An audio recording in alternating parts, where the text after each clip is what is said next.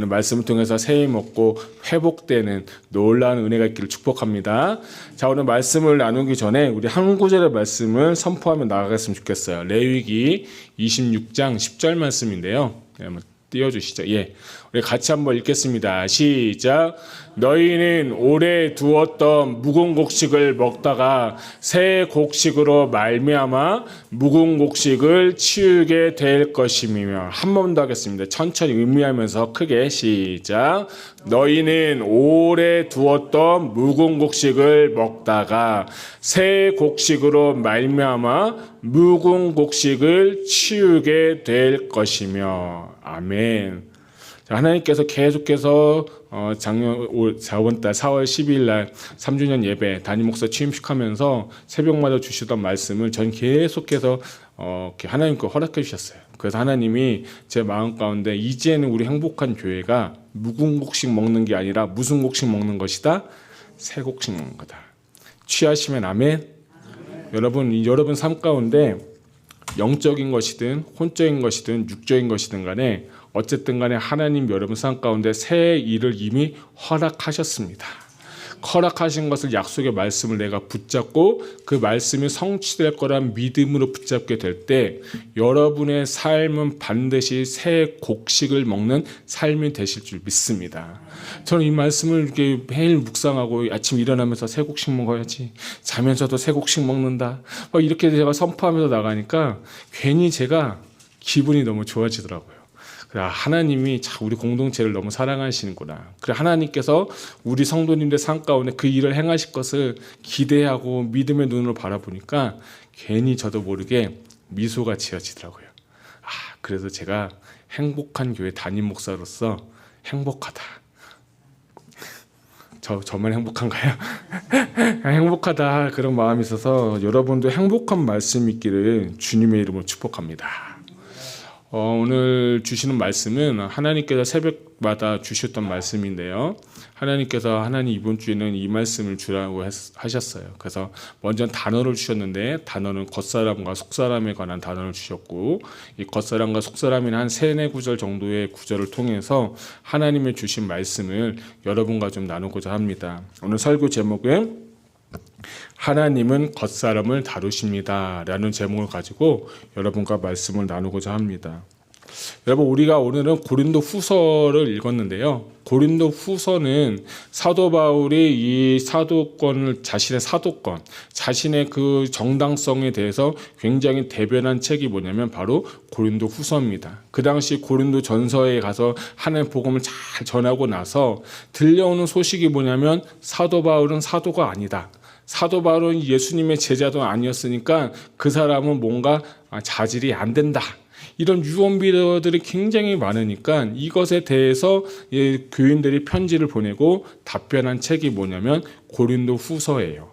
자, 근데 고린도 후서를 좀 자세히 읽어보면 여러분 집에 가서 한번 보실 때 저는 반복되는 단어가 하나가 딱 있는데 그게 뭐냐면 낙심하다라는 단어가 있어요.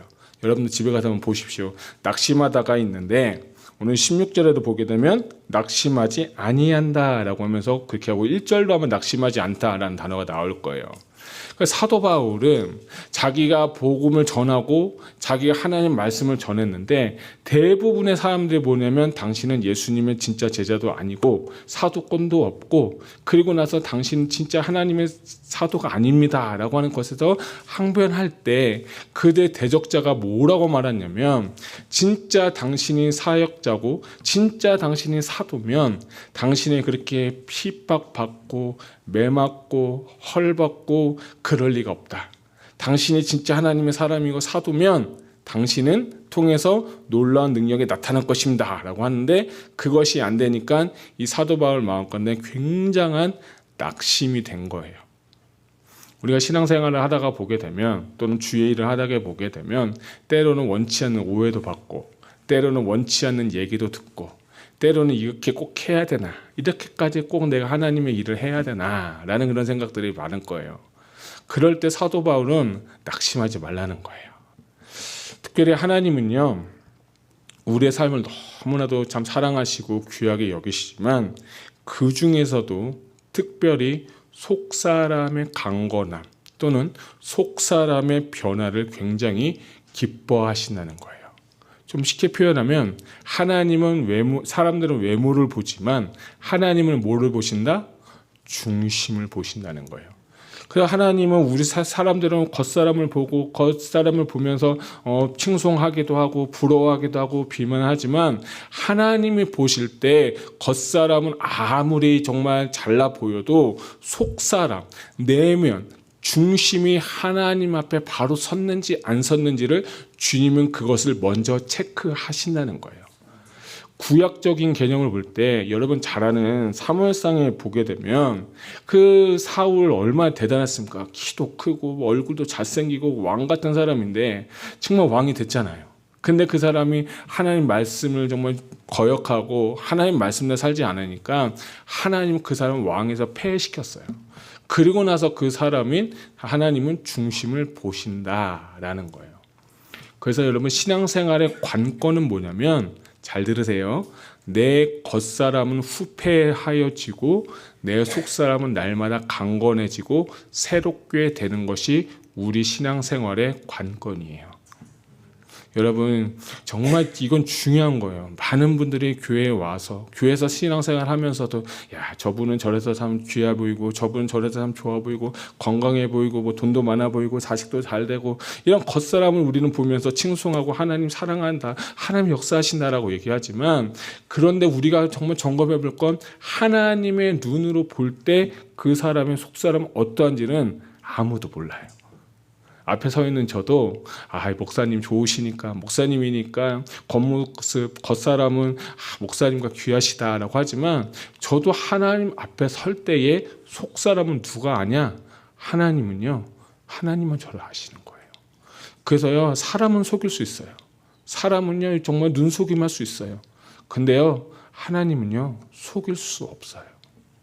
그래서 하나님은요, 우리의 삶이 속사람이 강건해지고 속사람이 날로 새롭기 위해서 하나님은 겉사람을 깨트리는 거예요. 좀 이해하기 쉽기 위해서 여러분의 하나의 씨앗이 있다고 한번 생각해 봅시다. 이 씨앗이 무슨 여러분이 좋아하는 뭐 장미꽃이 될 수 있고 무슨 이 나무 열매가 될 수 있는데 이 씨앗을 땅에 딱 심었을 때 이 씨앗이 그대로 있으면 열매가 나타나나요? 안 나타나나요? 당연히 안 나타나죠.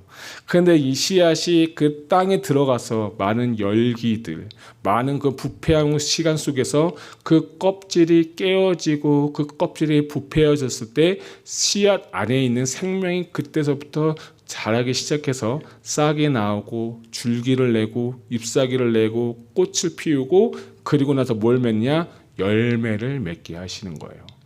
그래서 하나님은요 우리의 그 겉사람을 깨트림으로 말미암아서 내 안에 성령님이 임하시고 성령님이 거하시는 그 삶이 겉사람을 깨어지면서 속사람이 흐르고 나와서 나를 통해서 하나님의 영광, 나를 통해서 하나님께서 맺고 싶어 하시는 외적인 열매를 맺게 하시는 것이 하나님의 목적인 거예요.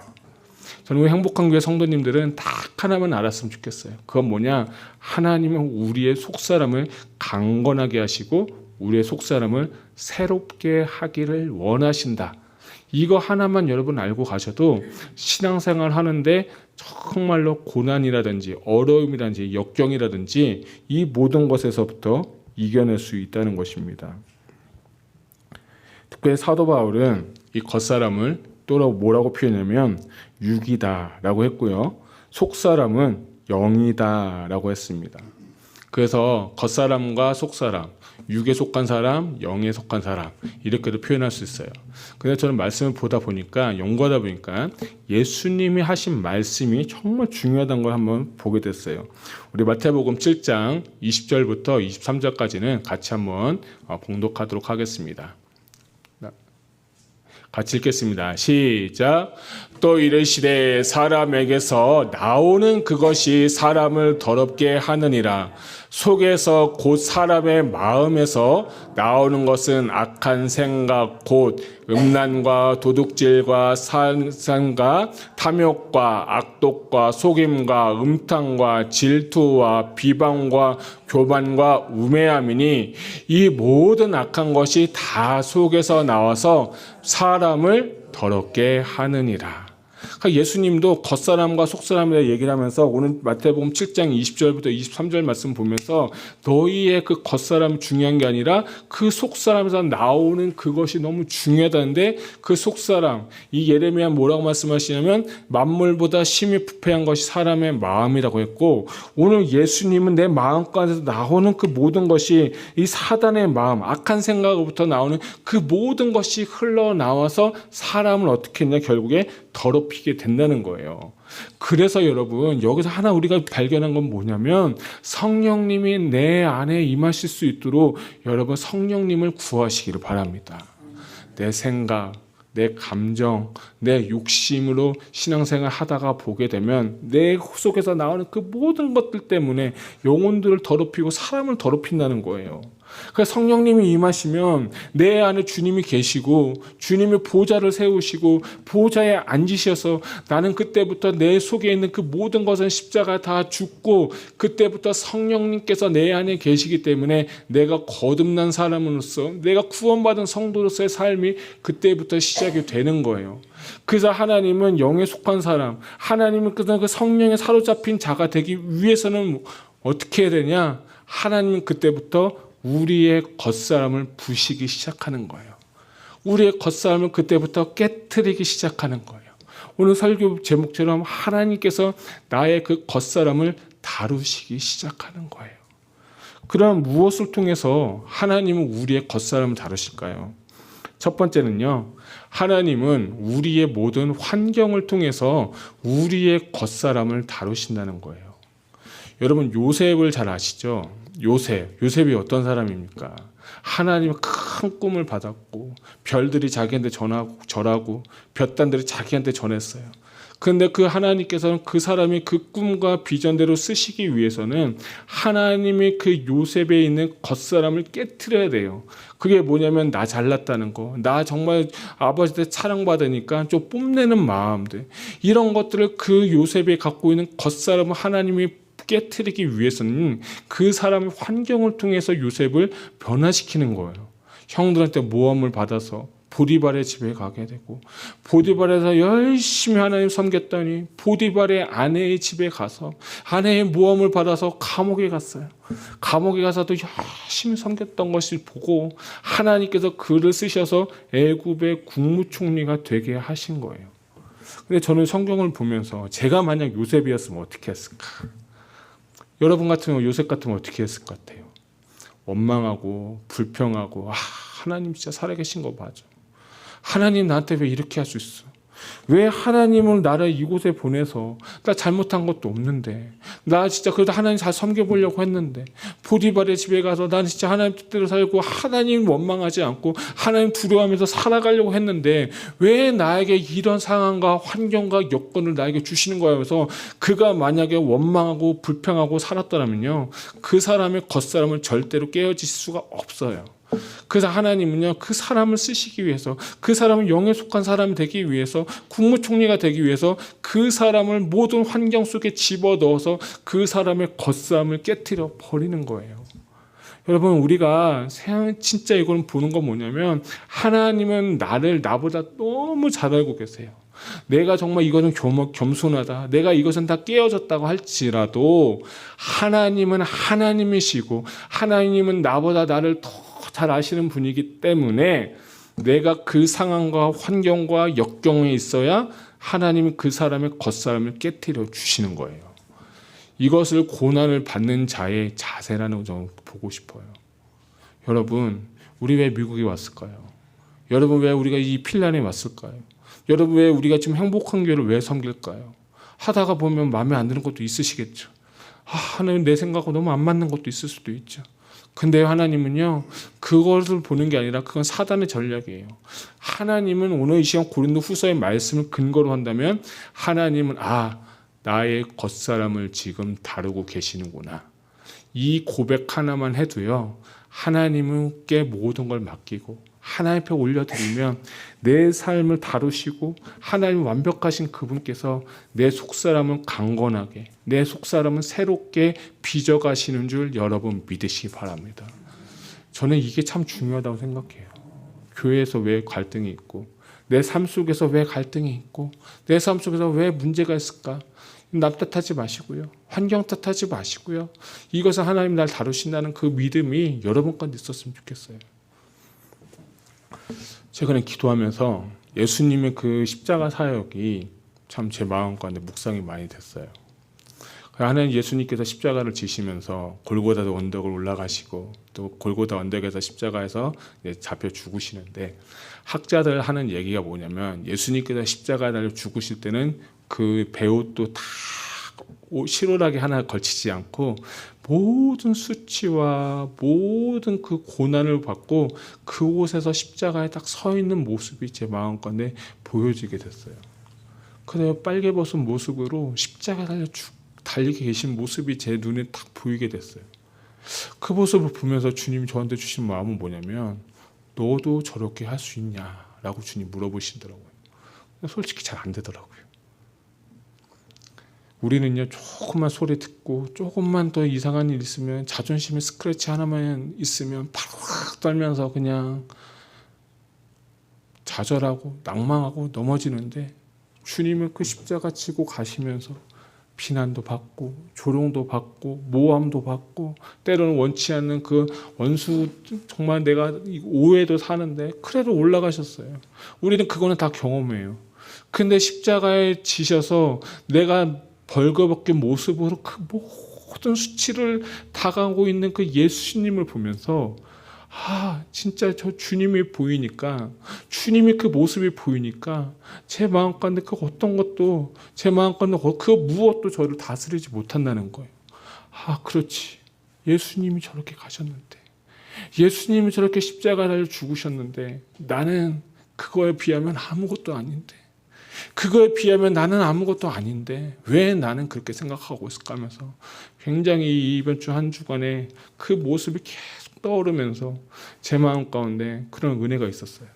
그래서 제가 하나님께 기도했어요. 제 힘으로 될 수 없어요. 내 능력으로 할 수 없어요. 성령님 날 도와주세요. 성령님 나도 주님 닮아가기를 원합니다.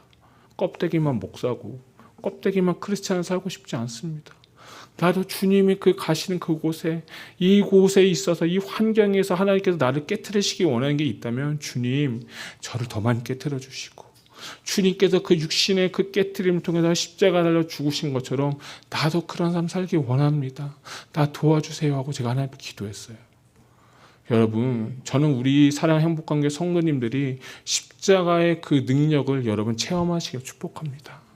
십자가는요 매일 매 순간 선포하고 매일매일 증거해도요 아깝지가 않아요. 아쉽지가 않아요. 아직도 그렇게 갈 수가 없기 때문에 사람의 힘으로 안 되고 내 등으로 안 되지만 성령님이 역사하실 때에 우리는 그렇게 될 줄로 믿습니다. 주님을 바라보시는 여러분 되시기를 소망합니다. 두 번째로 하나님은 말씀을 통해서 우리의 겉사람을 다루십니다.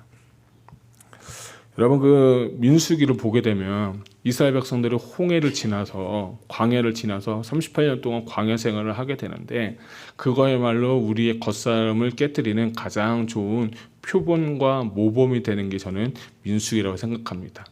하나님 말씀 잘 들으면 복을 주시고 원망하고 불평하고 대적하면 하나님 앞에 어떻게 했습니까? 다스림을 받고 다루심을 받는 거예요. 그런데 그 삶 가운데서도 이스라엘 백성들은 원망하고 불평하고 하나님 앞에 말씀과 믿음으로 취하지 못하니까 광야에서 죽게 되고 여호수아 칼렙 두 사람만 믿음으로 고백했을 때 그 가나안 땅을 요단강을 건너서 가나안 땅을 들어갈 수가 있는 거예요. 자, 그걸 보면서 정말 저는 이 광야라는 단어를 여러분이 주목했으면 좋겠어요. 여러분 광야라는 단어는요 히브리어로 미드바르라고 해요. 미드바르라고 하는데 이거는 두 단어로 포함돼서 맴이라는 단어하고 다바르라고 하는 단어가 두 개로 되어 있는데 맴이라는 단어는 전지사 인이에요. 또는 물이에요. 장소를 나타낼 때 쓰는 게 맴이라는 히브리 하나고요. 다바르라는 게 정말 중요한데 이 다바르가 뭐냐면 말씀이라는 히브리어예요. 그러니까 이 광야라는 이 미드바르는 광야에서 하나님은 말씀이 깨트려지게 되고 말씀을 먹게 되는 시간이 언제냐? 광야의 시간을 거치는 시간이에요. 제가 왜 이 말씀을 드리냐면 여러분, 우리가 하나님은 우리가 말씀으로 붙잡고 말씀으로 살기를 원하시는 거예요.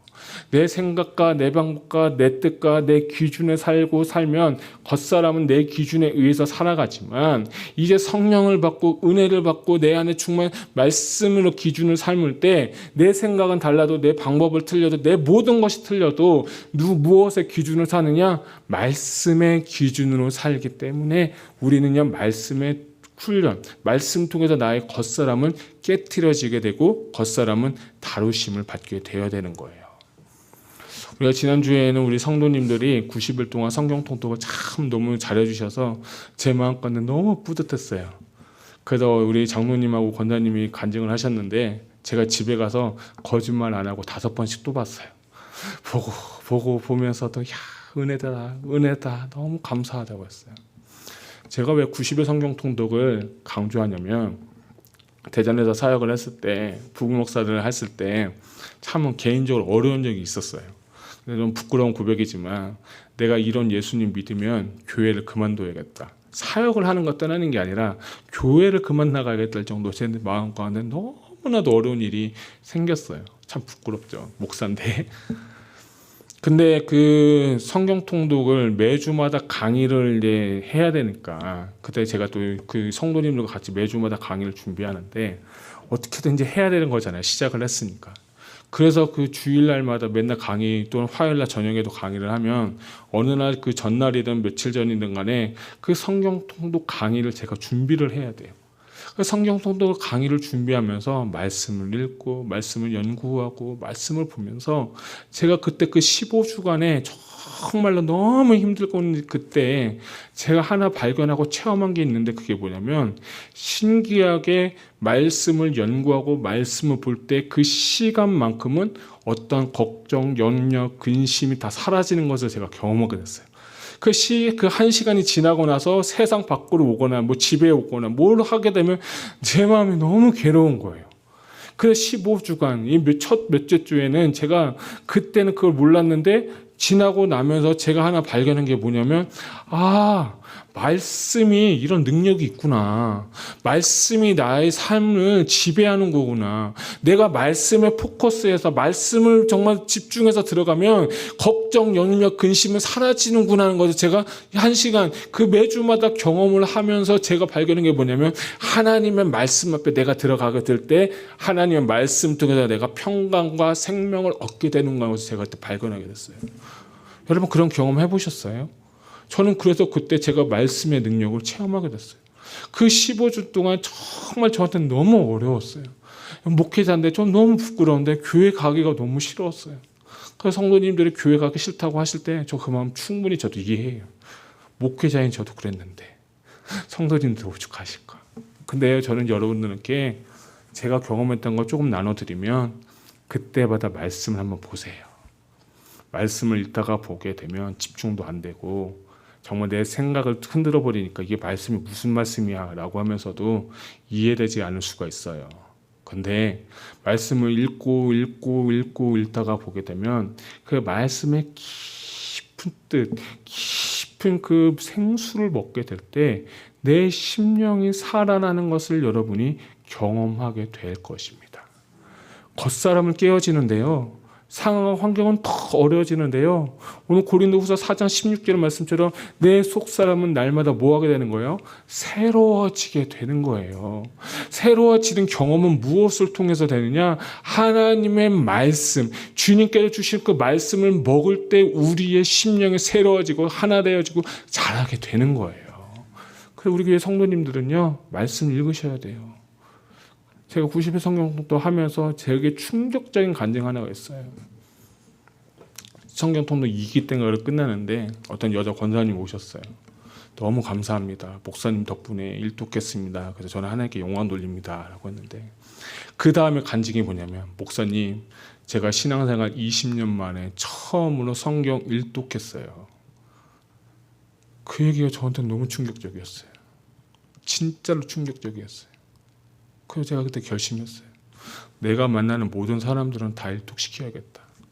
나한테 뭐라고 해도 그 상관이 없고요. 저는 그것보다도 더 중요한 건 이 성도님들이 하나님의 말씀을 일독하고 그 말씀의 능력, 말씀에 주시는 평안, 말씀에 주시는 그 생수를 먹게 하는 게 그때 내가 결론은 뭐냐면 하나님의 일독만 하게 하면 영혼이 살리게 되는 것을 제가 그것을 경험했고 그 성도님의 간증을 들으면서 그렇구나. 말씀 사역이 너무나도 중요하구나 것을 제가 그때 발견하게 됐어요. 여러분 상반기 안 하신 분들 하반기도 하시길 바랍니다. 이럴 때 아멘 하시는 건데 하셔야 돼요. 육의 양식은 먹으면서 왜 영의 양식은 안 드세요? 내 육신을 위해 살면서 왜 영의 그 새로움과 영적인 것을 위해서 우리 추구하지 않습니까? 부탁드립니다. 우리 성도님들은 말씀 읽으셔야 됩니다. 우리 교회는 우리 성도님들 저의 캐치프레이즈는 모든 성도님들이 1년에 일독하는 교회를 만들고 싶어요. 동참하시길 바랍니다. 예, 우리 아멘도 하셨어요. 감사합니다. 그래서 지난주에 그분들 모습 보면서 간증 5번씩 들으면서 제가 그걸 아시는 분들한테 몇 번 나눠드리면서 너무 은혜되는 거예요. 너무 좋다고. 너도 꼭 해보시라고. 일독해보시라고. 1등만 하면 뭔가 좀 달라진다고. 여러분 경험하셔야 돼요. 세 번째는 신명기 말씀 한 장부터 읽을게요. 신명기 8장 3절입니다. 같이 읽겠습니다. 시작. 너를 낮추시며 너를 줄이게 하시며 또 너를 알지 못하며 내 조상들도 알지 못하던 만나를 내게 먹이신 것은 사람이 떡으로만 사는 것이 아니요 여호와의 입에서 나오는 모든 말씀으로 사는 줄을 내가 알게 하려 하심이라. 할렐루야. 여기서 안다는 건요 지식으로 하는 게 아니에요. 경험으로 아는 거예요. 제가 그 성경 통독하면서 그 말씀의 깊이를 제가 아는 것처럼 경험한 것처럼 여러분들의 육의 양식을 먹으면서 내 육신에 위해 사는 것이 아니라 내가 광야와 같은 시간 내 겉사람이 부서지고 고난과 환난과 역경이 있을지라도 그때에서부터 우리가 하나의 고백하는 게 있는데 그게 뭐냐 내가 떡으로만 사는 것이 아니라 하나님의 입으로 나오는 말씀으로 살겠다 다는 그 고백이 내 삶 가운데 이루어지게 될 때 내 겉사람은 깨어지게 되고 내 속사람은 강건해지게 되고 날마다 하나님의 말씀으로 새로워지게 되는 것입니다. 그래서 신명기 이 말씀의 결론은 뭐냐? 내가 너희를 38년 동안 광야 생활한 거는 딱 하나야. 너희가 하나님의 말씀을 살아라. 말씀을 너희 심령에 살아라. 주님은 그걸 말씀하시는 거예요. 우리 성도님들 그것을 꼭 경험하셨으면 좋겠어요. 부탁드려요. 진짜 경험하셔야 돼요. 정말로 경험하시기를 축복합니다. 세 번째는요. 여러분의 성령님을 통해서 성령님은 우리의 겉사람을 다루신다는 거예요. 우리가 하나님에 의해서 다루심을 받을 때 빼놓을 수 없는 것이 있는데 그게 뭐냐면 성령님의 도우심이에요. 성령님의 인도하심이에요. 특별히 우리가 거듭나고 구원받는 성도에게 성령님이 거하시고 성령님은 그때부터 우리의 삶을 그때부터 컨트롤하기 시작하고 우리를 그때부터 다스리기 시작합니다. 그래서 갈라디아서 5장 16절과 17절 먼저 한번 같이 읽겠습니다. 시작. 내가 이르노니 너희는 성령을 따라 행하라. 그리하면 육체의 욕심을 이루지 아니하리라. 육체의 소욕은 성령을 거스르고 성령은 육체를 거스르하니 이 둘이 서로 대적함으로써 너희가 원하는 것을 하지 못하게 하려 함이니라. 아멘. 성령님께서 역사하시는데 가장 걸림돌, 성령님께서 나를 살게 하시는데 가장 걸림돌이 있는데 그게 뭐냐면 육신이에요.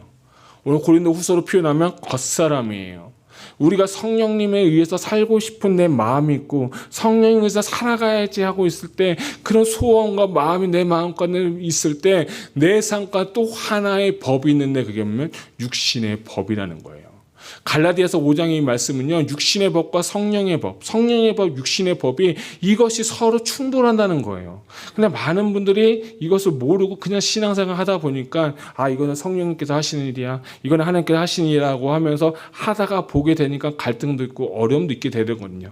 물론 그걸 통해서 우리가 발전하고 배워서 경험하게 되는 건데요. 중요한 건 하나의 그 우리가 원리를 붙잡는 건 뭐냐면 나는 이제 누구에 의해서 살아가야 되냐? 성령님에 의해서 살아가게 되어야 되는 거예요. 성령님에서 살아가게 되면요, 겉사람은요 깨어질 수밖에 없는 거예요. 그래도 때로는 겉사람에 의해서 살다가 하나님을 근심하게도 할 수 있고, 겉사람에 의해서 살다가 성령님의 말에 안 들을 수도 있어요. 근데 그거는 우리가 믿음의 수준의 분량만큼 잃어가게 되는 거예요. 여러분 자녀 키워보셨잖아요. 걸음걸이 처음부터 뛰나요? 수십 번 수백 번 넘어지고 뛰고 넘어지고 일어나고 넘어지고 일어난 다음에 계속 걷잖아요. 마찬가지예요. 신앙생활도요. 여러분 처음부터 걷는 게 아니에요. 처음부터 뛰는 게 아니에요. 처음부터 넘어져야 되는 거예요. 수많은 실패와 좌절과 수많은 낙심 가운데, 오늘 이 사후절에 나오는 낙심 가운데 있을 때 그때로부터 나는 배우고 튼튼해지고 강건해져서 내 속사람은 새로워지고 강하게 되는 거예요. 그러면서 믿음이 성장하게 되시는 거예요. 그래서 저는 여러분들이 그런 삶을 사셨으면 좋겠습니다. 목사님, 저 이제 나이도 많고요. 저는 이제 살 만큼 다 살았는데요. 여러분, 그거는요 중요하지 않아요. 하나님은 겉사람을 보는 게 아니라 무엇을 보신다? 속사람을 보는 거예요. 오늘부터 여러분의 속사람이 자라면 되는 거예요. 할렐루야. 오늘부터 여러분의 속사람은 일어나면서 걸으시면 되는 거예요. 낙심하지 마세요. 좌절하지 마세요. 여러분 넘어지지 마세요. 고린도후서 4장을 통해서 하고 싶은 메시지는 뭐냐? 넘어졌어요? 좌절했어요? 낙심했어요? 괜찮아요. 다시 성령님께 붙잡힘 받아서 성령님의 도우심을 받아서 일어나서 여러분 승리하시기를 축복합니다. 그래서 겉사람이 중요한 게 아니에요. 속사람이, 내 속사람이 새로워져서 강건해져서 하나님의 영광을 위해서 살아가는 거예요. 겉사람은 깨져도 괜찮아요. 겉사람은 부서져도 괜찮아요. 돈이 없어도 괜찮아요. 여러분 정말 건강하시지 않으셔도 괜찮아요. 내가 뭐 지혜가, 지식이, 내 외모가 중요한 게 아니에요. 여러분의 생각을 바꾸세요. 내 속사람이 더 중요하다. 내 속사람은 지금 강건해지고 있는가? 내 속사람은 지금 성령에 의해서 살아가고 있는가? 성령님께서 역사하시는 그 사람, 그 한 사람이 저와 여러분 되시기를 주님의 이름으로 축복합니다. 반주 좀 부탁드리겠고요. 여러분 정말 혹시 넘어지셨어요? 여러분 좌절하셨어요? 여러분 혹시 내 마음 가운데 지금 겉사람의 그 모습 때문에 정말 낭치된 분 계신다면 오늘 이 시간 주님 앞에 한번 기도해 보시지 않겠습니까? 주님, 나 도와주세요. 내 안에 계신 주님, 우리 안에 계신 성령님께서 오늘 내 삶을 주장해 주시고 내가 일으켜 세워지게 하여 주시옵소서. 오늘 이 시간 말씀을 잡고 다시 한번 통성으로 기도하겠습니다.